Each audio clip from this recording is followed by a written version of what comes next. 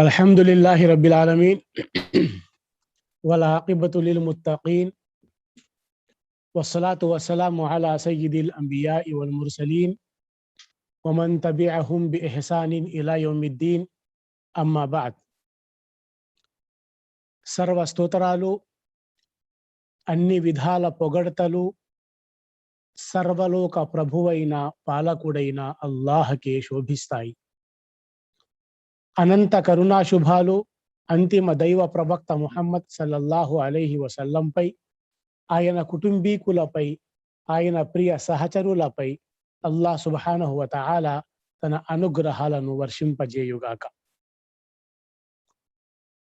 అభిమాన సోదర సోదరీమణులారా, మీకందరికీ నా ఇస్లామీ అభివాదం. అస్సలాము అలైకుం వరహమతుల్లాహి వబరకాతు. ఈరోజు మనం అస్మా బిన్తె ఉమైస్ రదియల్లాహు అన్హా గురించి తెలుసుకోబోతున్నాం.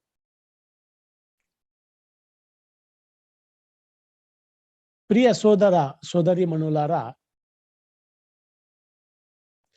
ఇస్లాం ధర్మంలో స్త్రీ స్థానం చాలా ఉన్నతమైనది.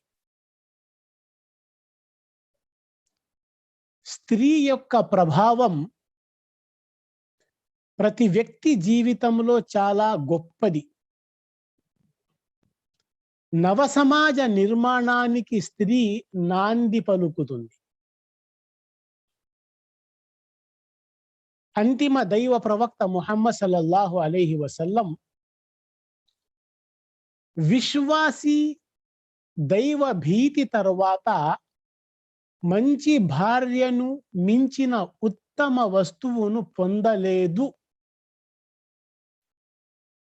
భర్త ఆదేశిస్తే ఆ ఆజ్ఞను పాలిస్తుంది. అతడు భార్య వైపు చూసినప్పుడు అతడిని సంతోషపరుస్తుంది. భర్త ఆమె విషయంలో ఏదైనా ప్రమాణం చేసినట్లయితే ఆమె అతడి ప్రమాణం నెరవేర్చడంలో సహకరిస్తుంది. అలాగే తన ఆలను సంరక్షించుకుంటుంది అని అన్నారు.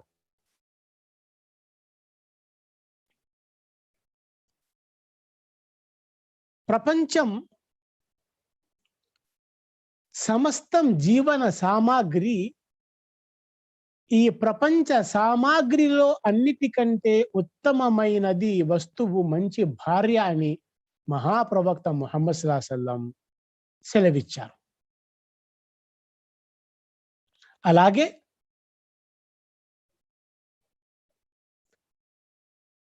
బుఖారీ మరియు ముస్లింలోని ఒక హదీస్, దాని అర్థం ఏమిటంటే, స్త్రీని 4 అంశాల ప్రాతిపదికన వివాహం ఆడటం జరుగుతుంది. 1, ఆమె సంపద ప్రాతిపదికన. 2వది ఆమె వంశం ప్రాతిపదికన. 3వది ఆమె సౌందర్యం వలన. 4వది ఆమె ధర్మనిష్ట ప్రాతిపదికన. ఫజ్ఫుర్ బిజాతి దీన్ తరిబత్ యదాక్, మీ చేతులకు మట్టి అంటుకోవుగాక, మీరు ధర్మనిష్టాపరురాలైన స్త్రీని వివాహమాడండి. ఇది హదీస్ యొక్క అర్థం.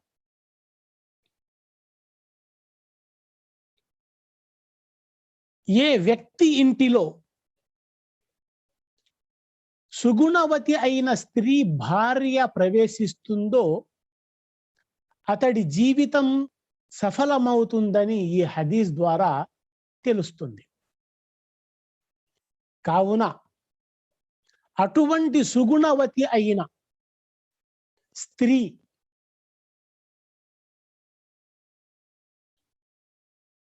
అస్మా బిన్తె ఉమైస్ రదియల్లాహు అన్హా గురించి క్లుప్తంగా కొన్ని విషయాలు మనం ఇప్పుడు తెలుసుకోబోతున్నాం.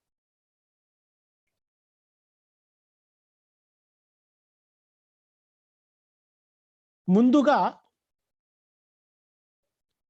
అస్మా బిన్తె ఉమైస్ రదియల్లాహు అన్హా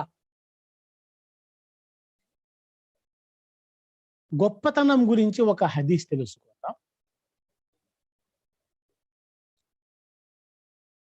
అదేమిటంటే, ఒక్కసారి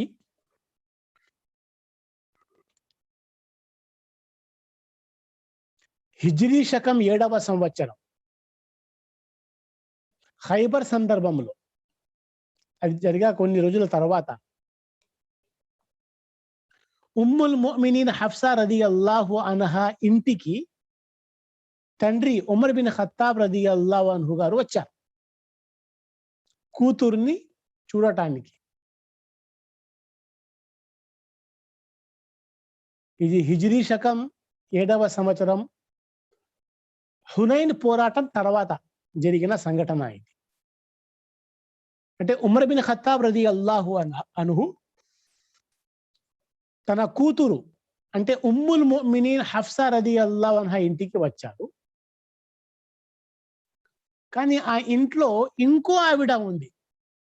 ఆ ఆవిడతో హఫ్సా రదియల్లాహు అన్హా మాట్లాడుతున్నారు. ఆ ఆవిడ్ని చూసి ఉమర్ బిన్ ఖత్తాబ్ రదియల్లాహు అన్హు ఆవిడ ఎవరు అని అడిగారు. దానికి సమాధానంగా ఈవిడ అస్మా బిన్తే ఉమైస్ రదియల్లాహు అన్హా,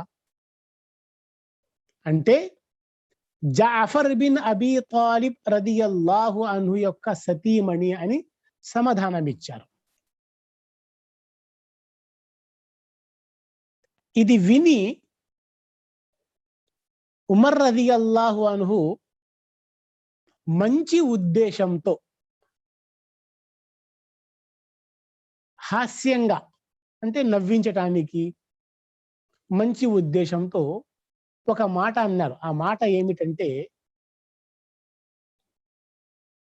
మీకంటే మేమే గొప్ప వారము, ఫజిలత్ పొందిన వారము, ఎందుకంటే మేము మక్కా నుంచి మదీనాకి హిజ్రత్ చేసి వచ్చాము గనక అన్నారు ఉమర్ రదియల్లాహు అన్హు. ఉమర్ రదియల్లాహు అన్హు యొక్క నోట ఈ మాట విని అస్మా రదియల్లాహు అన్హాకి బాధ అయింది.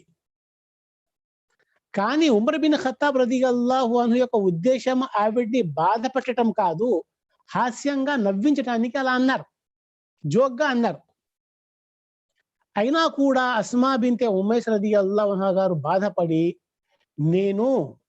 మీరు వచ్చి మదీనాలో దైవ ప్రవక్త సల్లల్లాహు అలైహి వసల్లంతో పాటు ఉన్నారు, మీకు ఆకలి ఉన్నప్పుడు, పస్తులు ఉన్నప్పుడు, లేనప్పుడు ప్రవక్త గారు మీకు సహాయం చేసేవారు, తిండి తినిపించేవారు, ఆయన తోడు నీడ మీకు ఉంది.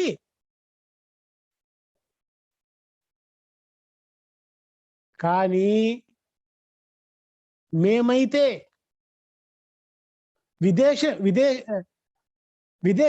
విదేశంలో అంటే ఇథియోపియా హబషాలో, మా దేశం కాదు, బంధువులు లేరు, మక్కా నుంచి పోయాము, దాదాపు 14 సంవత్సరాలు అక్కడ కష్టాలు వచ్చినా, బాధలు వచ్చినా మాకు సహాయం చేయడానికి, పట్టించుకోవడానికి, ఓదార్చడానికి మనకు ప్రవక్త గారు లేరు అక్కడ. ఇవన్నీ లాభాలు, ఇవన్నీ మీకు జరుగుతా ఉంది. మీకు బాధ వస్తే మీకు ఓదార్చడానికి ప్రవక్త గారు ఉన్నారు, అన్ని విధాలా చూసుకోవడానికి ప్రవక్త గారు ఉన్నారు. లేమిలో కలిమిలో బాధ వచ్చినా, సమస్యలు వచ్చినా, ఆపదలు వచ్చినా మా భుజాన్ని తట్టడానికి అక్కడ ఎవ్వరు లేరు. అటువంటి జీవితం మేము హబషాలో గడిపాము 14 సంవత్సరాలు. మీరు సులభంగా ఇలా చెప్పేస్తారా? అల్లాహ్ సాక్షిగా నేను కొంచెం కూడా హెచ్చు తగ్గు చేయకుండా మీరు నాతో ఏం చెప్పారో అదే విషయం పోయి నేను దైవ ప్రవక్తకు చెప్తాను అని చెప్పారు అస్మా రదియల్లాహు అన్హా. ఆ తర్వాత అలాగే అస్మా బింతే ఉమైస్ రదియల్లాహు అన్హా మహాప్రవక్త ముహమ్మద్ సల్లల్లాహు అలైహి వసల్లం సన్నిధికి వెళ్ళి జరిగినంత వివరించారు. ఓ దైవ ప్రవక్త, ఉమర్ బిన్ ఖత్తాబ్ రదియల్లాహు అన్హు ఈ విధంగా చెప్పారని. దానికి సమాధానంగా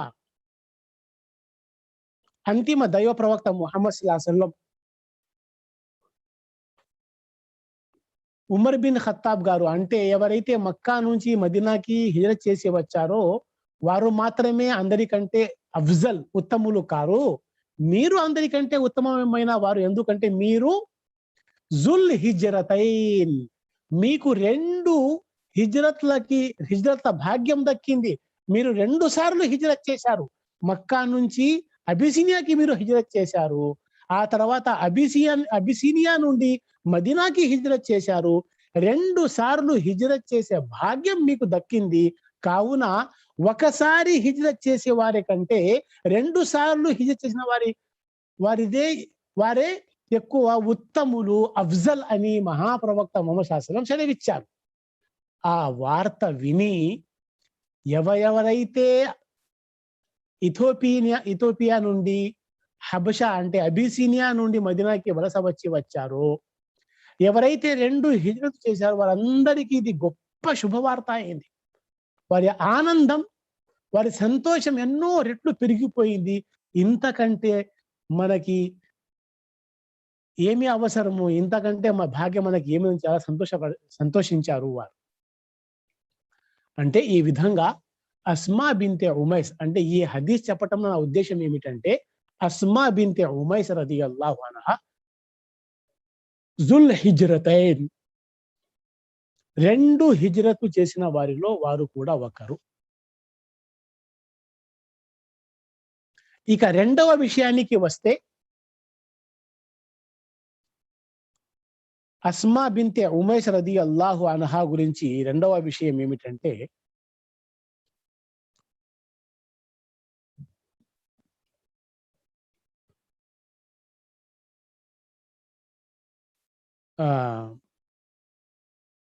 అల్ అఖవాతుల్ అర్బా, దైవ ప్రవక్త సల్లల్లాహు అలైహి వసల్లం సెలవిచ్చారు. అల్ అఖవాతుల్ అర్బా మైమూనా రదియల్లాహు అన్హా, వ ఉమ్ముల్ ఫద్ల్ రదియల్లాహు అన్హా, వ సల్మా రదియల్లాహు అన్హా, వ అస్మా బింతే ఉమైస్ ఉఖ్తుహున్న లి ఉమ్మిహిన్న రదియల్లాహు అన్హా ముమినాత్. ఈ హదీస్ హాఫిజ్ ఇబ్న్ హజర్ తన పుస్తకం అల్ ఇసాబాలో ప్రస్తావించారు. ఇది సహీ హదీస్. అంటే 4 అక్కా చెల్లెళ్ళు విశ్వాసులు, అంటే వారి విశ్వాసం గురించి సాక్ష్యం ఇచ్చారు దైవ ప్రవక్త సల్లల్లాహు అలైహి వసల్లం. 4 అక్కా చెల్లెళ్ళు వారి విశ్వాసం గురించి ఇమాముల్ అంబియా, అంతిమ దైవ ప్రవక్త ముహమ్మద్ సల్లల్లాహు అలైహి వసల్లం సాక్ష్యం ఇచ్చారు. అల్ అఖవాతుల్ అర్బా, ఈ 4 పేర్లు ప్రస్తావించి ముమినాత్, వారు ముమినాత్ అని దైవ ప్రవక్త సల్లల్లాహు అలైహి వసల్లం వారి విశ్వాసం గురించి, ఈమాన్ గురించి సాక్ష్యం ఇచ్చారంటే వారి ఎటువంటి విశ్వాసానికి చెందిన వారు, ఎటువంటి గొప్పవారు, ఎటువంటి అఫ్జల్ కోవకి చెందిన వారు అనేది మనకు అర్థం. ఈ 4 అక్క చెల్లెలండి. ఏ విధంగానైతే మైమూనా రదియల్లాహు అన్హా ప్రవక్త గారి సతీమణి, ఉమ్ముల్ ముమినీన్. అలాగే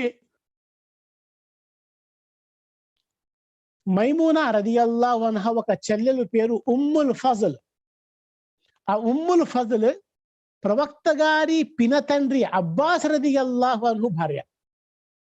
అంటే ఉమ్ముల్ ఫజల్ ప్రవక్త గారికి మరదలు అవుతారు, భార్యకి చెల్లెలు అవుతారు, అలాగే పిన్ని కూడా అవుతారు, చిన్నాన్నకి భార్య, చిన్నమ్మ కూడా అవుతారు. అలాగే ఇంకో చెల్లెలు సల్మా రదియల్లాహు అన్హా, ఆవిడ సయ్యిదు షుహదా హంజా రదియల్లాహు అన్హు యొక్క సతీమణి. Asma binte Umais Jafar bin Abi Talib, Abu Talib కుమారుడైన జాఫర్ రదియల్లాహు అన్హు సతీమణి అస్మా బింతే ఉమైస్ రదియల్లాహు అన్హా. చూడండి, అల్లాహ్ సుబ్హానహు వ తఆలా ఈ 4 అక్క చెల్లెలకి ఎటువంటి గొప్పవారితో వివాహ సంబంధం చేశాడు. సుబ్హాన్ అల్లా, ఈ నలుగురు అక్క చెల్లెల అదృష్టం చూడండి. మైమూనా రదియల్లాహు అన్హా భర్త ఎవరు? ఇమాముల్ అంబియా, రహమతుల్లిల్ ఆలమీన్, అంతిమ దైవ ప్రవక్త ముహమ్మద్ సల్లల్లాహు అలైహి వసల్లం. ఇంకో చెల్లెలు సల్మా, భర్త ఎవరు? అబ్బాస్ రదియల్లాహు అన్హు. సుబ్హాన్ అల్లా, ప్రవక్త గారి పినతండ్రి అబ్బాస్ రదియల్లాహు అన్హు. ఇంకో చెల్లెలు సల్మా ఎవరు? ప్రవక్త గారి ఇంకో పినతండ్రి సయ్యిదు షుహదా, అమరగతులు పొందిన వారికి నాయకుడు సయ్యిదు షుహదా హంజా రదియల్లాహు అన్హు. అలాగే 4వ చెల్లెలు అస్మా బిన్తె ఉమైస్ రదియల్లాహు అన్హా. అంటే జాఫర్ బిన్ అబీ తాలిబ్, ప్రవక్త గారి పినతండ్రి కుమారుడు Jafar bin Abi Talib. Jafar Tayyar, ప్రవక్త గారు ఆయనకి బిరుదు ఇచ్చారు తయ్యార్ అని. ఆ బిరుదు ఎందుకు ఇచ్చారు తర్వాత తెలుస్తుంది. ఆ జాఫర్ తయ్యార్ రదియల్లాహు అన్హు సతీమణి అస్మా బిన్తె ఉమైస్ రదియల్లాహు అన్హా. సుబ్హానల్లాహ్.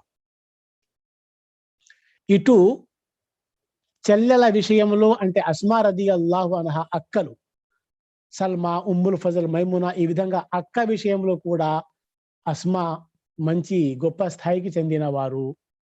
విశ్వాస పరంగా, ఈమాన్ పరంగా, నడవడిక పరంగా, అలాగే భర్తల తరపు నుంచి కూడా గొప్ప స్థానానికి చెందినవారు.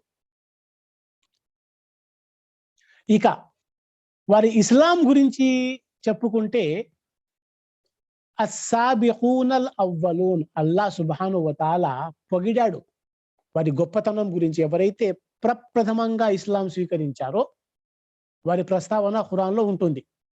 ఆ ప్రప్రథమైన ఇస్లాం స్వీకరించే వారిలో అస్మా బిన్తె ఉమైస్ రదియల్లాహు అన్హా కూడా ఉన్నారు. అంటే దాదాపు ఎప్పుడైతే దైవ ప్రవక్త ముహమ్మద్ సల్లల్లాహు అలైహి వసల్లం ప్రవక్తగా ఎన్నుకోబడ్డారో, మొదటి వాణి వచ్చిందో, 30 మంది ఇస్లాం స్వీకరించిన తర్వాత అస్మా బిన్తె ఉమైస్ రదియల్లాహు అన్హా ఇస్లాం స్వీకరించారు. అంటే ప్రథమంగా ఇస్లాం స్వీకరించే వారిలో అస్మా బిన్తె ఉమైస్ రదియల్లాహు అన్హా కూడా ఉన్నారన్నమాట. జాఫర్ బిన్ అబీ తాలిబ్తో వివాహం జరుగుతుంది.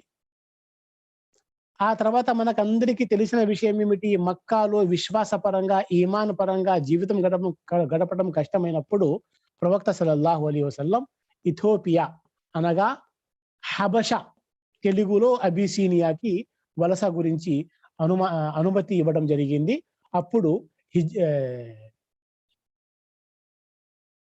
నబువ్వత్ 6వ సంవత్సరం, నబువ్వత్ అంటే ప్రవక్త గారికి ప్రవక్త పదవి లభించిన 6వ సంవత్సరం, నబువ్వత్ 6వ సంవత్సరంలో హబషాకి హిజ్రత్ చేశారు. భార్యాభర్తలు అంటే ఎప్పుడైతే మొదటి హిజ్రత్ మక్కా నుంచి హబషాకి జరిగిందో అప్పుడు 80 మంది పురుషులు, 19 మంది స్త్రీలు, 80 మంది పురుషులు, 19 మంది స్త్రీలు హిజ్రత్ చేశారు. ఆ పురుషులలో జాఫర్ రదియల్లాహు అన్హు ఉన్నారు, స్త్రీలలో అస్మా బిన్తె ఉమైస్ రదియల్లాహు అన్హా ఉన్నారు. అంటే ఈ భార్యాభర్తలు ఉన్నారన్నమాట. ఎన్ని సంవత్సరాలు? దాదాపు 14 సంవత్సరాలన్నమాట. ఇక్కడ అస్మా బిన్తె ఉమైస్ రదియల్లాహు అన్హు యొక్క భర్త జాఫర్ రదియల్లాహు అన్హా యొక్క సంఘటన జరిగింది ఇక్కడ హబషాలో. మనందరము సీరత్ పాఠాలలో విని ఉంటాము, చదివి ఉంటాము. ఎవరైతే సహాబాలు మక్కా నుంచి వలస చేసి హబషాకి పోయారో ఈ ఖురైషులు, అవిశ్వాసులు కూడా కొంతమంది పోయారు. ఆ అబిసినియా రాజుకి రెచ్చగొట్టారు. ఎందుకంటే ఏ సహాబాలు, సహాబియాత్లు తమ విశ్వాసాన్ని కాపాడుకోవటానికి మక్కా నుంచి మదీనాకి పోయారో వాళ్ళ హింసలు, బాధలు, వారు పెట్టే బాధలు భరించలేక, కానీ ఈ అవిశ్వాసులు, ఖురైష్లు ఇద్దరికి పంపారు అక్కడికి రెచ్చగొట్టడానికి. ఆ ఇథోపియా రాజుకి రెచ్చగొట్టి మళ్ళీ వారికి తిరిగి పంపించేయాలని వారి ఉద్దేశం. ఆ తర్వాత అక్కడ పోయి వారు రెచ్చగొట్టారు ఆ రాజుని. వారు ఎవరు? అమర్ బిన్ ఆస్, అలాగే ఇంకో వ్యక్తి Abdullah bin Rabia. Amr bin Aas మరియు అబ్దుల్లా బిన్ రబియా ఇద్దరు పోయారు. పోయి హబషా రాజుకి రెచ్చగొట్టారు. ఏదేదో చెప్పారు అక్కడికి పోయి. లేని పుణ్య అబద్ధాలు చెప్పి వీళ్ళు పారిపోయి వచ్చారు, మాకి అన్యాయం చేసి వచ్చారు, అలా చేసి ఏదేదో చాడీలు లేనిపోని మాటలు చెప్పి రెచ్చగొట్టారు. అప్పుడు ఆ అబీసినియా రాజు ఈ సహాబాలకి పిలిపించారు, ఎవరైతే హిజ్రత్ చేసి పోయారు. 90 మంది పురుషులు, 19 స్త్రీలు. వీళ్ళు మా తరపు నుంచి హబషా రాజుని మాట్లాడటానికి జాఫర్ బిన్ అబీ తాలిబ్కి ఎన్నుకున్నారు. అంటే మా తరపు నుంచి నాయకుడు జాఫర్ బిన్ అబీ తాలిబ్, ఆయన మాట్లాడతారని. ఇప్పుడు జాఫర్ బిన్ అబీ తాలిబ్ ఆ హబషా రాజుతో ఏమి మాట్లాడినాడు అది నేను యథాతథంగా చదివి వినిపించదలిచాను. అదేమిటంటే, ముస్లిముల వైపు నుండి జాఫర్ బిన్ అబీ తాలిబ్ ముందుకొచ్చి, ఓ రాజా, అంటే హబషా రాజు, ఓ రాజా, అజ్ఞానంలో కొట్టుమిట్టాడే జాతి మాది. ఇది వరకు మేము విగ్రహాల్ని పూజించేవారం, చనిపోయిన జంతువుల మాంసాన్ని భుజించేవారం, వ్యభిచారానికి పాల్పడేవారం, బంధువులతో సంబంధాల్ని తెంచుకునేవారం, పొరుగువారి ఎడల దురుసుగా ప్రవర్తించేవారం, మాలోని శక్తివంతుడు బలహీనుణ్ణి అణిచివేసేవాడు. మేము ఈ పరిస్థితిలో ఉండగా అల్లాహ్ మా జాతి నుండే ఓ ప్రవక్తను పంపాడు. ఆయన వంశం ఉన్నతమైనది. ఆయన సత్యసంధత, అమానతులకు రక్షించడం, పవిత్రతను మేము మొదటి నుండే ఎరిగి ఉన్నవాళ్ళం. ఆయన మమ్మల్ని అల్లాహ్ మార్గం వైపునకు పిలిచాడు. మేము ఒకే దేవుణ్ణి విశ్వసించాలని, ఆయన్నే ఆరాధించాలని, ఆయన తప్ప ఏ రాయి రప్పలను విగ్రహాలను మేము మా తాత ముత్తాతలు పూజిస్తూ వచ్చామో వాటిని విసర్జించాలని బోధించారు. సతతం సత్యం పలకడం, అమానతులను అప్పగింతలను అప్పజెప్పడం, సంబంధాలను పెంపొందించుకోవడం, పొరుగు వారితో సద్వర్తనగా మెలగడాన్ని ప్రేరేపిస్తూ వ్యభిచారం, రక్తపాతాన్ని వదిలేయమని ఆదేశించారు. దుష్కార్యాల్లో చిక్కుకోవడం, అసత్యం పలకడం, అలాగే అనాథల ఆస్తుల్ని కాజేయడం మరియు శీలవతులైన మహిళలపై అపనిందలు వేయడం లాంటి కార్యాల నుండి మమ్మల్ని వారించారు. ఆయన మమ్మల్ని ఒకే అల్లాహ్ను ఆరాధించమని, ఆయనకు సాటి కల్పించవద్దని ఆదేశించారు. నమాజు చేయమని, రోజా వ్రతాన్ని పాటించమని, జకాత్ చెల్లించమని ఆజ్ఞాపించారు. హజరత్ జాఫర్ రదియల్లాహు అన్హు అలానే ఇస్లాం సుగుణాలను ఏకరువు పెడుతూ మేము ఆ ప్రవక్తను సత్య ప్రవక్తగా నమ్మాము, ఆయన్ను విశ్వసించాము, ఆయన తెచ్చిన దైవ ధర్మం ప్రకారం నడుచుకుంటున్నాము. ఏ ఏ విషయాలను ప్రవక్త సల్లల్లాహు అలైహి వసల్లం హరాం నిషిద్ధం చేశారో వాటిని హరాం గాను, మరే వస్తువుల్ని హలాల్ ధర్మసమ్మతం చేశారో వాటిని మేము ధర్మసమ్మతమైనవి గాను తలచాము. దీనికి మా జాతి మా ఎడల ఉగ్ర రూపం దాల్చింది. అది మాపై దౌర్జన్యాలు చేసి హింసించింది. మమ్మల్ని మా ధర్మం నుండి తప్పించడానికి పన్నాగాలు పన్నింది, మమ్మల్ని శిక్షించింది. మా జాతి మమ్మల్ని అల్లాహ్ ఆరాధన చేయకుండా తిరిగి విగ్రహారాధన వైపు మరిలేందుకు ఏ అశుద్ధ పదార్థాలను వారు ధర్మసమ్మతం చేసుకున్నారో తిరిగి మేము వాటిని ధర్మసమ్మతమైనవిగా భావించాలని ఒత్తిడి తెచ్చింది. వీరిలా మాపై చేస్తున్న ఆగడాలను, హింస దౌర్జన్యాలను అధికం చేసిన తరువాత మాకు నిలువ నీడ లేకుండా చేసినప్పుడు, మా ధర్మం నడుమ అడ్డంగా వచ్చి నిలబడినప్పుడు మేము తమ దేశానికి వలస రావలి వచ్చింది. ఇతరుల కంటే మిమ్మల్ని నమ్మి మీ రక్షణలో ఉండటానికి సంసిద్ధులమై వచ్చాము. ఓ రాజా, మీ వద్ద ఉన్నంత వరకు మాపై ఎలాంటి జులుం జరగదని మేము ఆశిస్తున్నాము అని విన్నవించుకున్నారు. దానికి ఆ రాజు చక్ర నజ్జాషి, మీ ప్రవక్త తెచ్చిన ధర్మములోనిది ఏదైనా మీ దగ్గర ఉందా అని ప్రశ్నించాడు. అప్పుడు జాఫర్ రదియల్లాహు అన్హు ఉంది అని బదులు పలికాడు. నజ్జాషి ఆ రాజు అదేమిటో చదివి వినిపించండి అని ఆదేశించగా జాఫర్ రదియల్లాహు అన్హు మరియం సూరాలోని మొదటి ఆయత్లను పఠించి వినిపించారు. ఈ పఠనాన్ని వినగానే ఆ నజాషి, అతను కూడా క్రైస్తవుడు, ఆ రాజు, అతను మత గురువులు బాగా రోధించారు, కన్నీటితో వారి గడ్డాలు తడిసిపోయాయి. ఆ తరువాత నజాషి గ్రంథం మరియు ఈసా అలైహిస్సలాం తెచ్చిన గ్రంథం ఒకే దివ్య నుండి వెలిసిన వెలుగులు అంటూ అమ్ర్ బిన్ ఆస్ మరియు అబ్దుల్లా బిన్ రబియాను ఉద్దేశించి, మీరిద్దరు ఇక్కడ నుండి వెళ్ళిపోండి, నేను వీరిని మీకు అప్పగించేది లేదు, వీరికి వ్యతిరేకంగా ఏ ఎత్తుగడ ఇక్కడ పనికి రాదు అని చెప్పాడు. ఆ తర్వాత ఈ రాజాదేశం వెలువడ్డాక వారిరువురు దర్బారు నుండి బయటకు వచ్చారు. వారిద్దరు రెచ్చగొట్టేవారు, Abdullah bin Rabia, Amr bin Aas. అయితే అమర్ బిన్ ఆస్ మాత్రం అబ్దుల్లా బిన్ రబియాను ఉద్దేశించి దైవ సాక్షిగా, రేపు చూద్దాము గాని, వారి గురించి నేను ఎత్తుగడ పన్నుతానో నేను ఏ ఎత్తుగడ పన్నుతానో వారు కూకటి వ్రేళ్లతో వెలికించబడతారు అని అన్నాడు. దానికి అబ్దుల్లా బిన్ రబియా, పోనిద్దువు, వారు మాకు వ్యతిరేకంగా చెప్పినప్పటికీ మన కుటుంబానికి తెగు చెందిన వారే కదా అని నచ్చజెప్ప ప్రయత్నం చేశాడు. కానీ అమ్ర్ బిన్ ఆస్ మాత్రం ఆయన మాటల్ని పట్టించుకోలేదు. మరుసటి రోజు అమర్ బిన్ ఆస్ నజ్జాషి ఆ రాజు దర్బారుకి వెళ్ళి, ఓ రాజా, వీరు మరియం కుమారుడు ఈసా అలైహిస్సలాం పై ఓ తీవ్రమైన నిందను వేస్తున్నారు అని చెప్పాడు. దీనికి నజ్జాషి తిరిగి ముస్లిములను దర్బారుకు రప్పించాడు.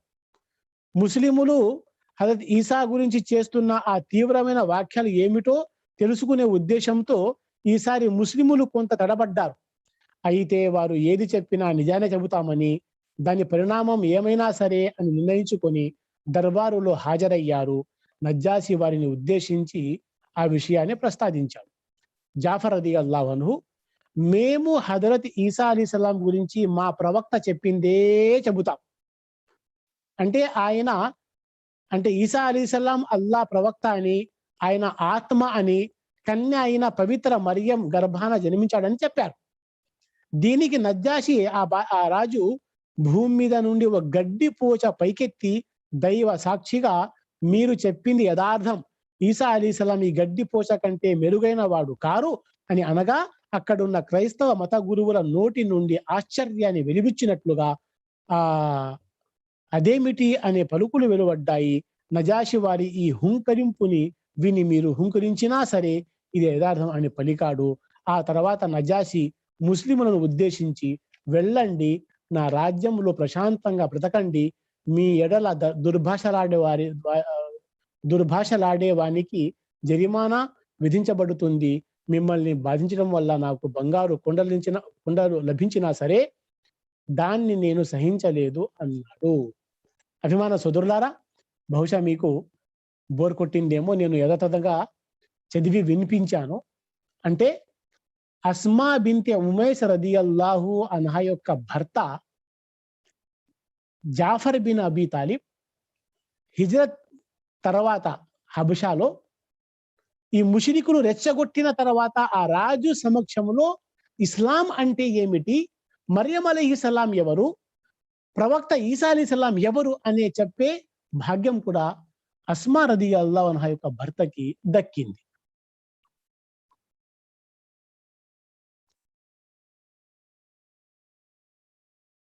హిజ్రత్ 7వ సంవత్సరం ఖైబర్ విజయం తర్వాత హబషా నుండి విశ్వాసులందరూ 2వ హిజ్రత్ చేసి మదీనాకు వచ్చేశారు. వారిలో జాఫర్ బిన్ అబీ తాలిబ్ మరియు అస్మా బిన్తే ఉమైస్ రదియల్లాహు అన్హుమా కూడా ఉన్నారు. ఇక హిజ్రీ శకం 8వ సంవత్సరంలో ఒక సంఘటన జరిగింది, ఒక పోరాటం జరిగింది. అది ఏమిటి? మూత పోరాటం, జంగే మూత. హిజ్రీ శకం 8వ సంవత్సరం. ఆ పోరాటం గురించి వివరం చెప్పే సందర్భం కూడా కాదు ఇది. ఆ పోరాటానికి సైనికులకి నాయకుడు జైద్ బిన్ హారిసా.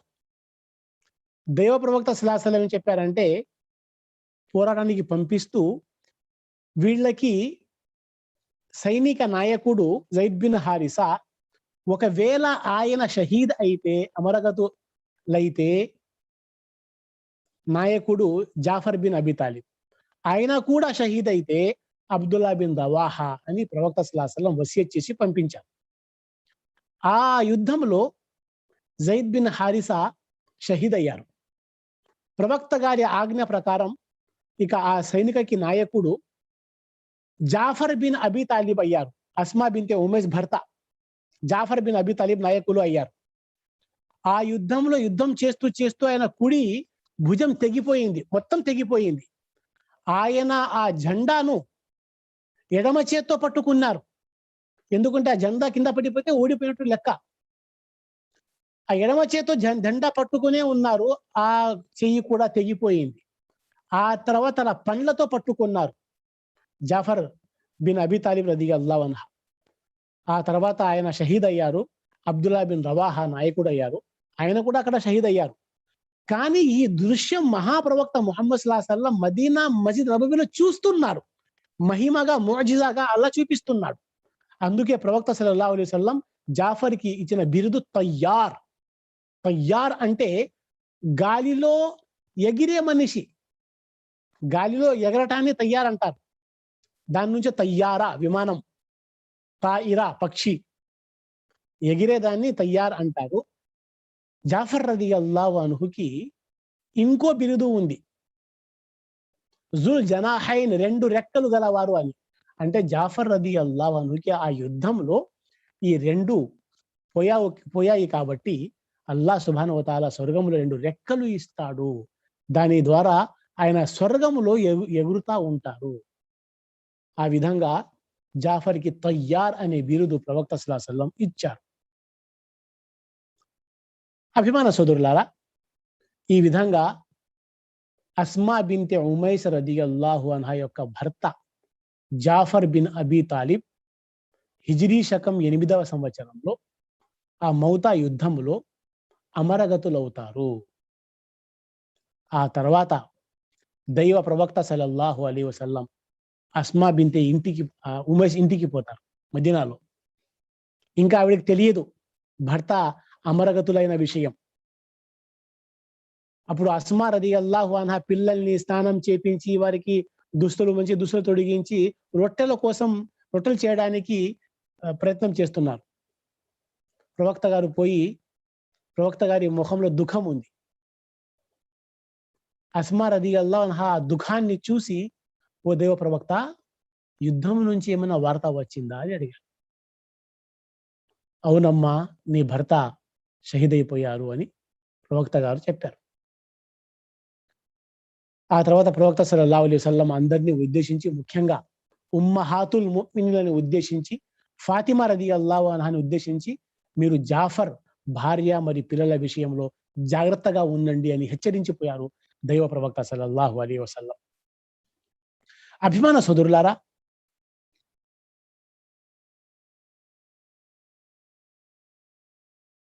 ఆ గజ్వా హునైన్ హిజ్రీ శకం 8వ సంవత్సరం హునైన్ పోరాటం తర్వాత ఆ అస్మా బిన్తే ఉమైస్ రదియల్లాహు అన్హా యొక్క వివాహం అబూబకర్ రదియల్లాహు అన్హుతో స్వయంగా ప్రవక్త గారు జరిపిస్తారు. అస్మా రదియల్లాహు అన్హా మొదటి భర్త జాఫర్ బిన్ అబీ తాలిబ్ మౌతా యుద్ధంలో షహీద్ అయ్యారు. ఇద్దత్ పూర్తి అయిన తర్వాత, హునైన్ పోరాటం తర్వాత మరి అస్మా రదియల్లాహు అన్హు గారి వారి పిల్లలు గారి మంచి చెడులు చూసుకోవాలి, వారి విద్య గురించి క్రమశిక్షణ గురించి చూసుకోవాలి కదా.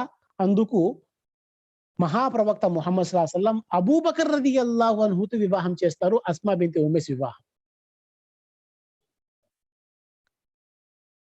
అస్మా రదియల్లాహు అన్హా, అబూబకర్ రదియల్లాహు అన్హు దైవ ప్రవక్త సల్లల్లాహు అలైహి వసల్లం ఒకసారి హజ్ ప్రయాణానికి హజ్ కోసం పోతున్నారు. మదీనా నుండి మక్కాకి హజ్ చేయడానికి పోతున్నారు హజ్ ప్రయాణం. జుల్ హులైఫా ఒక మీఖాత్ ఉంది. మదీనా నుంచి మక్కాకి పోయేటప్పుడు మీఖాత్ ఎక్కడైతే ఇహ్రాం ధరిస్తారో అక్కడ జుల్ హులైఫా ఉంది. అంటే మదీనా వారికి మీఖాత్ జుల్ హులైఫా. ఆ జుల్ హులైఫాలో అస్మా రదియల్లాహు అన్హా డెలివరీ అవుతారు. అంటే అబూబకర్ రదియల్లాహు వివాహం జరిగిన దాదాపు సంవత్సరం తర్వాత కడుపుతో ఉన్నారు, పూర్తి 9 నెలలు. అప్పుడు హజ్ ప్రయాణం జరుగుతుంది. జుల్ హులైఫా ఆ ప్రదేశంలో కాన్పు అవుతుంది, కొడుకు పుడతాడు. దాని పేరు ముహమ్మద్ అని పెట్టారు. అంటే అబూబకర్తో పుట్టిన కుమారుడు ముహమ్మద్ బిన్ అబీబకర్. ఆ తర్వాత ఫాతిమా రదియల్లాహు, ఇప్పుడు నేను క్లుప్తంగా చెప్తున్నాను, సమయం అయిపోయింది. ప్రవక్త గారి కూతురు ఫాతిమా రదియల్లాహు అన్హు చనిపోతే ఫాతిమా రదియల్లాహు అన్హా ఒక వసియత్ చేశారు. ఆ వసియత్ ఏమిటంటే, ఎవరితో చేశారు? అస్మా గారితో చేశారు, అస్మా బింత్ ఉమైస్తో. ఇప్పుడు అస్మా బింత్ ఉమైస్ యొక్క స్థానం మీరు చూడండి. ఫాతిమా రదియల్లాహు అన్హా సయ్యిదతు నిసాయి అహ్లిల్ జన్న, స్వర్గ యువకురాలకి నాయిక. అటువంటి ఇమాముల్ అంబియా కూతురు ఫాతిమా రదియల్లాహు అన్హా వసియత్ ఏమిటి? ఓ అస్మా, నేను చనిపోతే నా గుసుల్, నా భర్త మరియు నీ సహాయం మీరిద్దరే చేయాలి అని వసియత్ చేశారు. ఆ వసియత్ పరంగా అస్మా రదియల్లాహు అన్హా ఫాతిమా రదియల్లాహు అన్హాని గుసుల్ చేపించారు. అలాగే అబూబకర్ రదియల్లాహు అన్హు హిజ్రీ శకం 13వ సంవత్సరం పరమపదిస్తారు. అబూబకర్ రదియల్లాహు అన్హు హిజ్రీ శకం 13వ సంవత్సరం పరమపదిస్తారు. అబూబకర్ రదియల్లాహు అన్హు వీరునామ ప్రకారం ఆయనకి కూడా గుసుల్ అస్మా బింత్ ఉమైస్ చేపిస్తుంది. సుబ్హానల్లాహ్. ఇక అబూబకర్ రదియల్లాహు అన్హు పరమపదించిన తర్వాత అస్మా బింత్ ఉమైస్ యొక్క వివాహం అలీ బిన్ అబీ తాలిబ్తో జరుగుతుంది. సుబ్హానల్లాహ్. అంటే అస్మా బింత్ ఉమైస్ రదియల్లాహు అన్హాకి 3 వివాహాలు జరిగినాయి. మొదటి వివాహం జాఫర్ బిన్ అబీ తాలిబ్, ఆయన షహీద్ అయిన తర్వాత.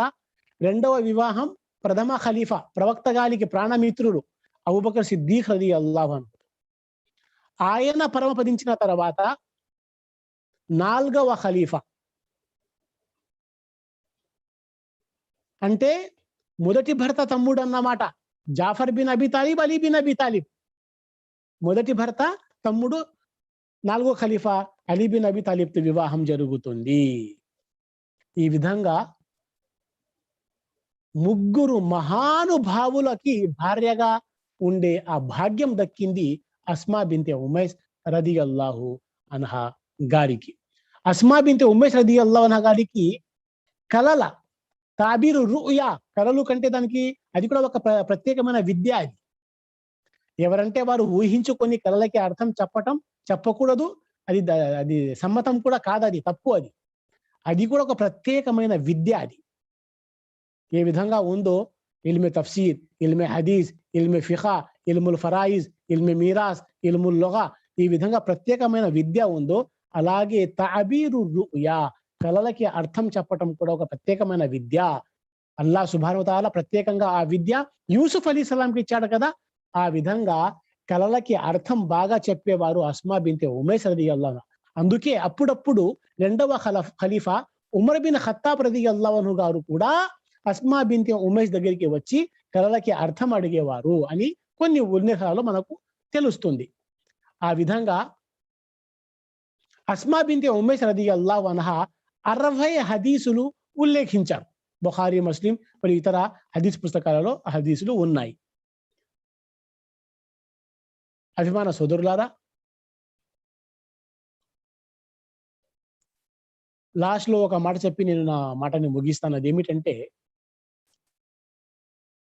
అబూబకర్ రదియల్లాహు అన్హు చనిపోయేటప్పుడు ఆయనతో పుట్టిన కొడుకు ముహమ్మద్ కి 3 సంవత్సరాలు. అప్పుడు అలీ రదియల్లాహు అన్హుతో వివాహం జరిగింది. అంటే అస్మా రదియల్లాహు అన్హాకి మొత్తము 6 మంది బిడ్డలు. మొదటి భర్త జాఫర్ బిన్ అబీ తాలిబ్‌తో 5 మంది.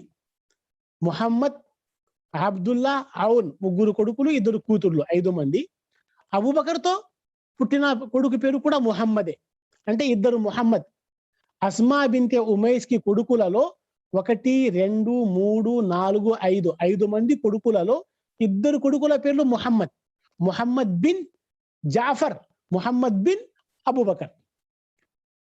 అబూబకర్ చనిపోయిన తర్వాత అబూబకర్ కొడుకు ముహమ్మద్ కి 3 సంవత్సరాలు. అప్పుడు అలీ రదియల్లాహు అన్హు వివాహం చేసుకున్నారు. ఇక కొన్ని సంవత్సరాల తర్వాత ఇద్దరి ముహమ్మద్ కి గొడవ జరిగింది. గొడవ అంటే ఇది ద్వేషంతో, అసూయతో, కోపంతో గొడవ కాదు. ఒక చర్చ. ఇది గొడవ కంటే చర్చ. ఒక చర్చ. అదేమిటి? మా నాన్న గొప్పవాడా, మీ నాన్న గొప్పవాడా?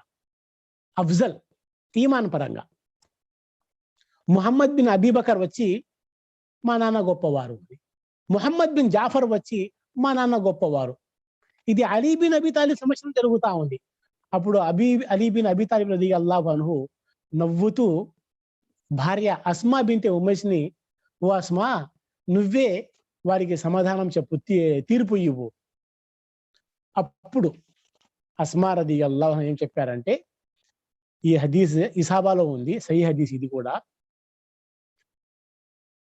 ఇద్దరి కొడుకుల్ని ఉద్దేశించి అంటున్నారు, మా రఅయితు షాబ్బన్ ఖైరం మిన్ జాఫర్. యువకులలో జాఫర్ కంటే గొప్పవాడు నేను చూడలేదు. అస్మా బిన్ తల్లి అంటున్నారు 2 కొడుకులతో. ఒక కొడుకుకి తండ్రి అబూబకర్, ఒక కొడుకుకి తండ్రి జాఫర్. మా రఅయితు షాబ్బన్ ఖైరం మిన్ జాఫర్. నాన్న, నేను జాఫర్ కంటే, యువకులలో జాఫర్ కంటే గొప్పవారు, మంచివారు నేను ఎవరికి చూడలేదు. వలా కహలన్ ఖైరం మిన్ అబీ బక్రిన్. పెద్దవారిలో అబూబకర్ కంటే గొప్పవాడు నేను చూడలేదు అని చెప్పారు. అంటే సుబ్హానల్లాహ్, ఆ తల్లి ఇద్దరి కొడుకులు సంతోషించేటట్టుగా న్యాయంగా హెచ్చు తగ్గులు లేకుండా సూటిగా సమాధానం చెప్పారు. అది అలీ బిన్ అబీ తాలిబ్ ఎంతో మెచ్చుకుంటూ, ఓ అస్మా, మా అబ్ఖైతి లనా, నేను చెప్పటానికి నువ్వు ఏమి మిగల్చలేదే, అంత చక్కగా చెప్పేశావు అని చెప్పారు. ఈ విధంగా అస్మా రదియల్లాహు అన్హా పెద్ద సహాబియాత్ కి చెందినవారు. ప్రప్రథమంగా ఇస్లాం స్వీకరించిన వారు. జుల్ హిజ్రతైన్ 2 హిజ్రతు చేసిన వారు. ప్రవక్త సల్లల్లాహు అలైహి వసల్లం వారి విశ్వాసం గురించి సాక్ష్యం చెప్పారు. అభిమాన సోదరులారా, ఆ విధంగా అస్మా బింతే ఉమైస్ రదియల్లాహు అన్హుకి 7 మంది సంతానం. 5 మంది మొదటి భర్త జాఫర్ బిన్ అబీ తాలిబ్తో, ఒక కొడుకు అబూబకర్ రదియల్లాహు అన్హు గారితో, ఇంకో కొడుకు అలీ బిన్ అబీ తాలిబ్ గారితో, అతని పేరు యహ్యా.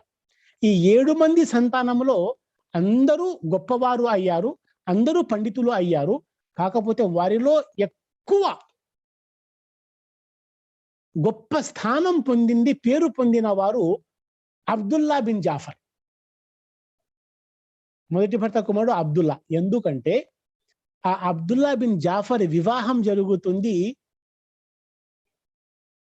అలీ రదియల్లాహు అన్హు కూతురు జైనబ్తో. జైనబ్ బింతే అలీతో వివాహం జరుగుతుంది అబ్దుల్లా బిన్ జాఫర్కి. అంటే అస్మా బింతే ఉమైస్ కొడుకు, మొదటి భర్త కొడుకు అబ్దుల్లా బిన్ జాఫర్తో వివాహం జరుగుతుంది. ఎవరితో జరుగుతుంది? అలీ బిన్ అబీ తాలిబ్ కొడుకు కూతురు జైనబ్తో జరుగుతుంది. అంటే ఈ అబ్దుల్లా, జైనబ్ భార్య భర్తలు కర్బలా మైదానంలో హుసైన్ రదియల్లాహు అన్హుతో పాటు పోరాడి అమరగతులయ్యారు. అక్కడ కర్బలాలో ఉన్నారు. అభిమాన సోదరులారా, ఈ విధంగా అస్మా బింతె ఉమైస్ రదియల్లాహు అన్హా గురించి క్లుప్తంగా కొన్ని విషయాలు మనం తెలుసుకున్నాము. సారాంశం ఏమిటంటే, అస్మా రదియల్లాహు అన్హా స్త్రీ గొప్పతనం గురించి, స్త్రీ విశ్వాసం గురించి, స్త్రీ ఎలా ఉండాలి అనేది ప్రవక్త సల్లల్లాహు అలైహి వసల్లం ఏ ఏ ఉల్లేఖనాలు ఉల్లేఖించారో, ప్రవచించారో దానికి తగిన వారిలో ఒకరు అస్మా బింతె ఉమైస్ రదియల్లాహు అన్హా. మొదటగా ఇస్లాం స్వీకరించిన వారిలో అస్మా బింతె ఉమైస్ రదియల్లాహు అన్హా. లేమిలో, కలిమిలో, బాధల్లో, కష్టాల్లో, నష్టాల్లో, సమస్యల్లో ఇరుక్కుని ఇస్లాంని, ఈమాన్ని కాపాడుకొని సహనంతో, ఓర్పుతో జీవించిన వారు అస్మా బింతె ఉమైస్ రదియల్లాహు అన్హా. అందరికంటే ముందు మక్కా నుంచి అబీసినియాకి మొదటి హిజ్రత్ ఉన్నారు అస్మా బింతె ఉమైస్ రదియల్లాహు అన్హా. జుల్ హిజ్రతైన్ 2 హిజ్రత్ల భాగ్యం దక్కిన వారిలో ఒకరు అస్మా బింతె ఉమైస్ రదియల్లాహు అన్హా. అలాగే నలుగురు అక్క చెల్లెళ్ళ విశ్వాసం సాక్ష్యం ఇచ్చారు, వారిలో ఒకరు అస్మా బింతె ఉమైస్ రదియల్లాహు అన్హా. అలాగే విశ్వాసుల మాత ఉమ్ముల్ ముమినీన్ మైమునా రదియల్లాహు అన్హాకి చెల్లెలు అస్మా బింతె ఉమైస్ రదియల్లాహు అన్హా. ఈ విధంగా అనేక ఫజిలత్ అస్మా బింతె ఉమైస్ రదియల్లాహు అన్హా గారికి ఉంది. అల్లాహ్ సుబ్హానహు వ తఆలా మనందరినీ ఇటువంటి గొప్ప గొప్ప సహాబియాత్ల జీవిత చరిత్రను చదివి వారిని ఆదర్శంగా తీసుకొని జీవించే సద్బుద్ధిని అల్లాహ్ మనకి ప్రసాదించుగాక. అల్లాహ్ నాకు చెప్పటం కంటే ఎక్కువ, మిమ్మల్ని వినటం కంటే ఎక్కువ ఇస్లాంను అర్థం చేసుకొని దాని అనుగుణంగా ఆచరించే సద్బుద్ధిని ప్రసాదించుగాక. మనందరికీ అల్లాహ్ ఇహపర లోకాలలో సాఫల్యాన్ని ప్రసాదించుగాక. ఆమీన్. వఆఖిరు దావానా అల్హమ్దులిల్లాహి రబ్బిల్ ఆలమీన్. వస్సలాము అలైకుం వరహ్మతుల్లాహి వబరకాతుహు.